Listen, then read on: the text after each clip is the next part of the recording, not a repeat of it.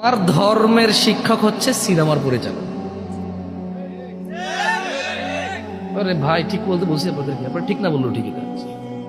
দেখো না সিনেমার মধ্যে মা অসুস্থ হয়ে গেছে, আবার ছেলে কি করবে, ছেলে যাইয়া মাজারে গেছে, মাজার যাই। ভাই আমি সৌদি আরব বড় হয়েছি, হ্যালো, খুব ছোটবেলা থেকে ঘরে ডিশ টিভি ছিল, বুঝছেন না বলেন ভাই, বুঝে রাখ থেকেই।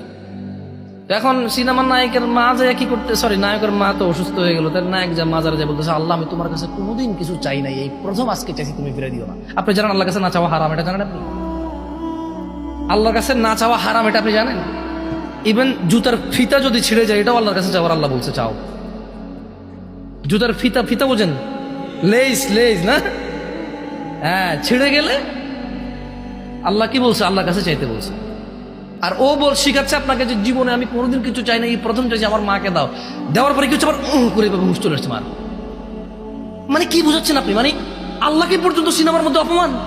মানে এ মাজারে গেছে, মাজারে জবর হয়েছে, ওর মা অসুস্থ, এরপর আল্লাহ ওটা শুনে গেছে, আল্লাহ এত মানে এরকম, মানে কি ভাই, ভগবত গীতা, রামায়ণ, মহাভারত চলছে নাকি?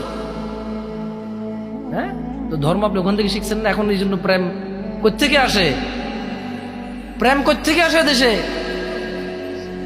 আরে ভাই, কেউ তার বউরে প্রেমিকা কয়? কেউ তার বউরে প্রেমিকা কয়? তাহলে যারা বিয়ে করে নাই ওরকম মহিলার সাথে সম্পর্ক হলে ওকে বলে প্রেমিকা।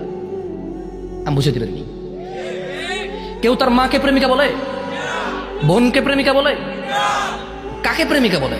যাকে বিয়ে করে নাই এবং তার সাথে আন্তরিকতা আছে, তারে প্রেমিকা বলে। তো তো প্রেম কোত্থেকে আসে? এ দেশে কোত্থেকে আসে প্রেম? স্বর্গ থেকে ভাই।